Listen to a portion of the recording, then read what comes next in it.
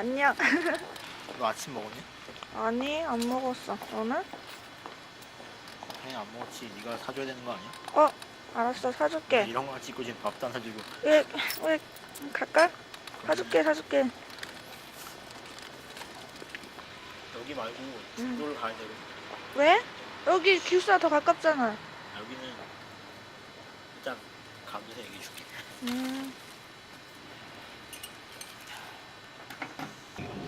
중도를 일부러 못 하러 가는데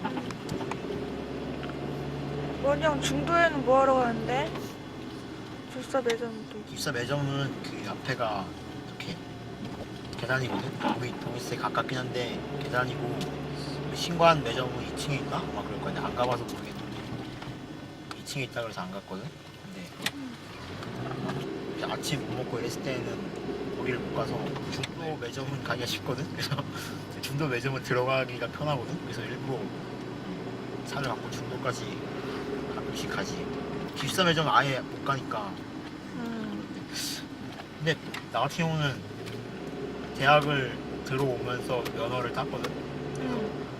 학교 처음, 왜냐면 학교를 딱 붙었는데 다닐 방법이 없는 거야. 그래갖고 부랴부랴 면허를 땄지. 그래갖고 면허 되게 초보 때부터 이렇게 1학기 때는 되게 초보여갖고 막 주차할 때 막 이렇게 되게 위험하고 있었는데 차 같은 게 없으면은 진짜 많이 불편해. 그러니까 요즘에 뭐 지원 차량이 최근에 생겨서 좀 돌긴 하는데 그 이전에는 훨씬 불편했고.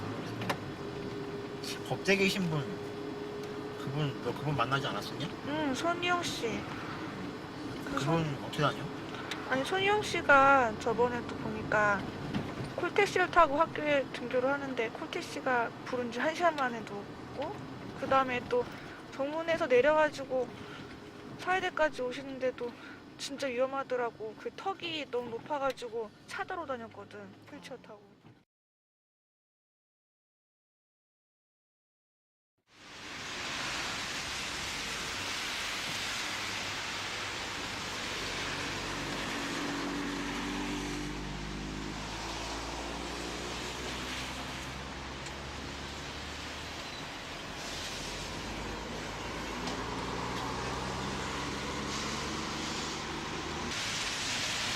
네, 안녕하세요. 근데 왜 이렇게 늦으셨어요? 그런데 이제 차가 네, 한정되다 보니까 네, 토를 한지 네. 1시간이 거의 다 됐거든요. 네. 그런데 이제 토를 이제 떨어졌어요. 1시간 만에요?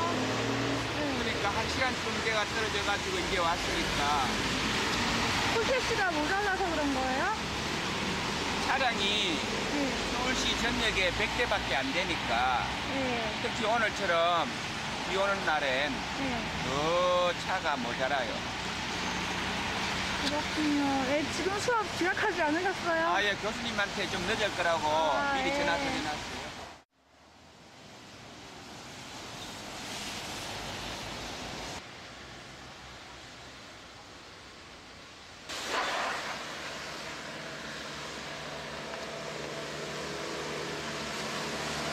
여기가 네, 횡단보도잖아요. 네, 횡단보도인데 여기 턱이 있고 네. 그 맞은편에도 턱이 있고 그렇네요. 그래서 아까 인도로 계속 못 오고 네. 차 들어온 거예요. 아, 횡단보도인데 진짜 턱이 너무 높네요. 예, 그리고 이 턱도 규정이 재화생활 때는 네, 15cm인가 그 이내거든요. 네, 지금 한번 보세요. 20cm 거의 한 30cm 되지 않을까요? 네. 그렇네요. 예. 그래서 뭐 위험하든 말든 차도로 안 올 수가 없죠. 누가 오고 싶어서 오나요?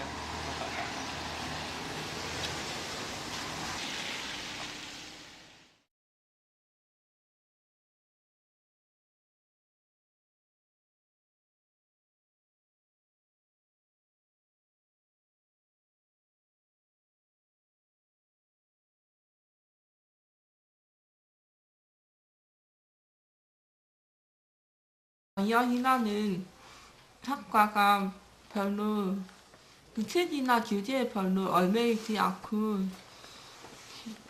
이제 실무적인 학과라서 교수가 실제로 있었던 사례나 그런 기업들에 비하하는데 이야기를 많이 해주고 내용도 되게 재미있게 하는데 그런 거를 나도 다 알아듣고 재미있게 수업에 참여하고 싶은데 못 알아들으니까 재미가 없고 또 그거는 대필해주는 사람이 이건 수업 내용하고 별로 상관이 없다. 그래서 필기도 잘 안 해주고 해서 좀 수업 듣기가 좀 지루하고 힘들고 또 시험 시간에 발표한 거는 가지고 토론을 많이 하는데 그런 거에 피드백 받아서 내용을 발전시킬 수 있는데 그게 잘 안 되니까 별로 내가 많은 것을 얻고 있다는 느낌이 별로 없거든. 정작 시험이 끝나고 나한테 남는 거는 교재에 있는 내용밖에 없다고 생각하고 또 그 정형과에는 수업이 발표하는 게 되게 많은데 팀 짜가지고 발표를 할 때 그 준비 과정에서 발표 주제나 그런 컨셉을 정할 때 처음에 여러 사람이 모여서 자유롭게 얘기를 하면서 결정을 하게 되는데 잘못 알아들으니까 사람들 얘기하는 거는 잘못 알아들으니까 처음부터 참여하기 힘들고 나중에 그거 다 정해진 다음에 자료 수집하고 문서는 편집하고 정리하는 것만 맡아서 하니까 부담도 별로 없고 그냥 나한테 주어진 것만 하게 되고 그리고 입학하자마자 처음 때 학생들은 기본으로 탭스는 들어야 되는데 나나 명하나 그런 생각상인 학생들은 기어리 듣기 느끼는 부분에서 점과 많이 깎였기 때문에 학교에서는 대학 영어를 들으라고 했는데 대학 수업에 들어가서 교수님하고 한번 이렇게 상담을 했거든요. 교수님하고 합의가 돼서 공부를 시작하게 됐는데 그래도 듣기가 힘들었거든요. 그래서 본부에다가도 건의를 했어요. 다음에는 청각장애인은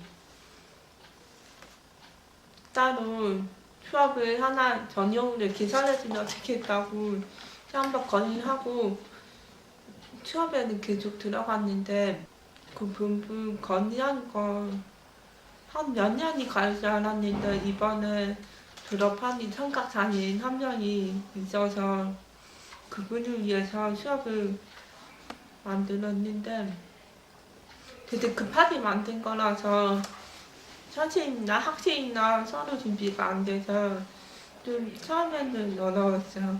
강의 맡은 교수님이 학생들에 대해서 하나도 모르는가 처음에는 뭐 수화도 배우고 그 다음에 사람이 말을 하면은 그걸 인식해가지고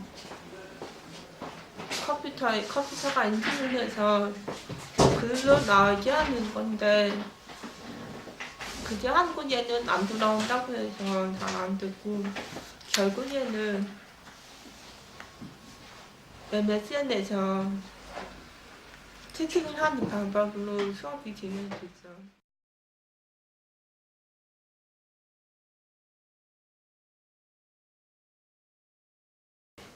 나 같은 경우는 한마디로 말해서 어둡고 짙은 안개 속에 있는 것이랑 비슷해요.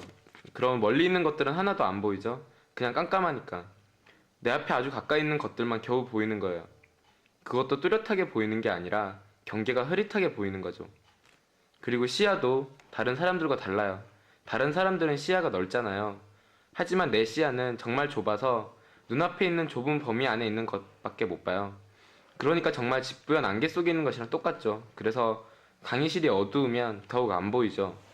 강의실을 찾아갈 때에도 나 같은 경우에는 정말 힘들어요. 보통 시설이 잘 되어 있는 곳은 문 옆에 팻말이 붙어 있고 그 아래 작게 점자가 붙어 있거든요. 그런데 우리 학교는 그런 게 전혀 안 돼 있어요. 문 옆에 팻말이 붙어 있는데 보기가 힘들어요. 강의실 문 앞에 가서 겨우 강의실을 확인할 수는 있지만 가까이 가서 일일이 보고 확인해야 되는데 힘들죠. 거기다 복도 조명이 어둡거나 하면 나 같은 사람의 눈에는 아예 깜깜하니까 힘들죠. 학교 다닐 때 그다지 크게 불편한 건 없었어요. 처음에는 불편했어도 이제는 익숙해졌으니까 시설이 잘 안 되어 있는 것들은 학교 측에 계속 말을 하고 있어요. 현재로서 내가 가장 불편한 건 수업 자체죠. 칠판을 볼 수 없으니까. 특히 OHP를 이용할 때 정말 힘들죠. 자료가 따로 안 올라오면 더욱 힘드니까. 특히 경제학 같은 경우에는 도표가 나오면 전혀 이해를 할 수가 없더라고요. 보통 교수님들은 10포인트로 유인물을 나눠주시는데 난 그 정도 글씨 크기는 볼 수가 없어요. 나는 글씨가 좀 더 클수록 좋긴 하지만 글자가 크면 그만큼 한 글자씩 글자를 보는 속도가 느려지기 때문에 가장 적당한 크기는 14포인트예요. 즉 14포인트는 내가 볼 수 있는 글자의 최저 인계치 크기라고 할 수 있죠. 그런데 일반인들은 10포인트로 봐도 다 보일 거 아니에요? 그래서 그런지 내가 이러이러하다라고 말을 해도 수업을 이해하게끔 도와주는 것들이 하나도 없으니 매우 어렵죠. 수업 자료 같은 거는 요청하면 협조를 해줬으면 좋겠는데 평소에 본인들이 하지도 않던 일이고 시간도 필요하니까 잘 안 해주려고 하더라고요. 아무래도 좀 짜증이 나겠죠. 대부분은 잘 해주시는데 노골적으로 반감을 드러낸 사람도 있어요. 아직 인식이 안 되어 있는 것 같아요.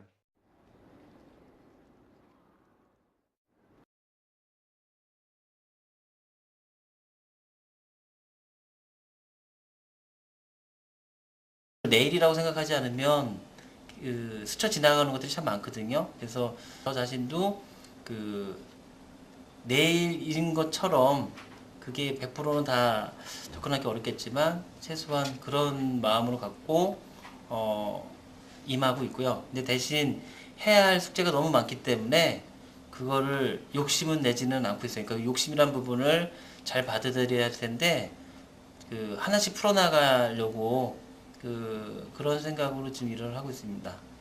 학습 도우미 제도, 그러니까 학습 보조요원 지원 제도를 통해서 청각장애 학생 같은 경우, 그다음에 라이팅이 좀 힘든 그 학생들을 대상으로 대필 지원자를 이제 저희가 연결을 시켜드렸고, 이동에 따른 어려움을 해결해주기 위해서 이동 보조 도우미를 이제 제공을 하고 있고요.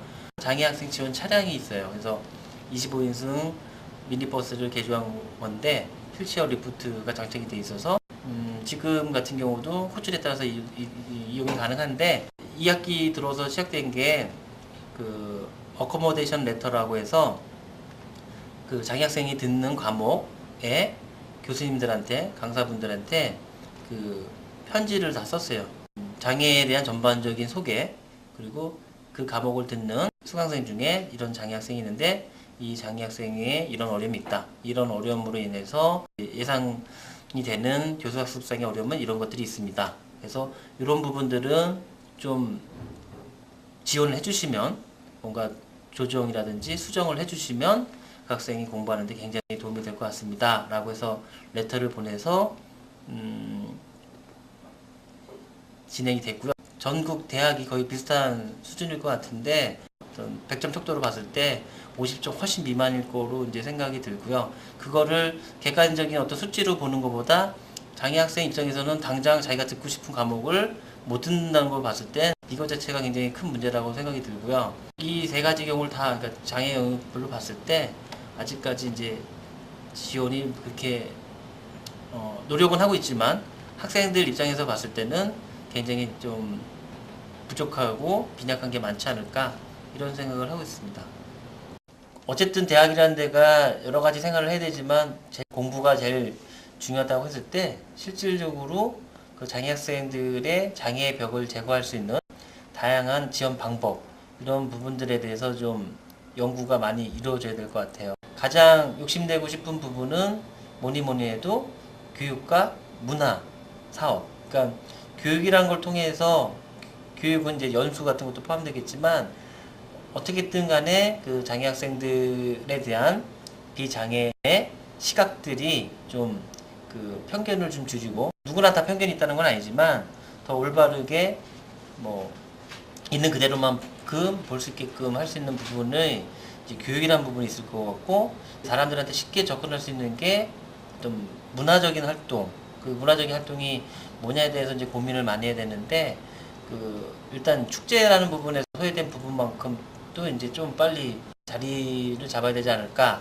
그런 부분에 대해서 좀 집중적으로 일을 좀 여기서 추진해야 되지 않을까 그런 생각 크게는 교사학습에 대한 지원을 좀 더 구체적이고 적극적으로 해야 되겠다라는 부분 그 다음에는 이제 사람들 인식 개선을 위해서 뭐 교육이라든지 문화 활동들을 그 두 부분을 좀 집중적으로 하고 싶다는 생각이 좀 있습니다.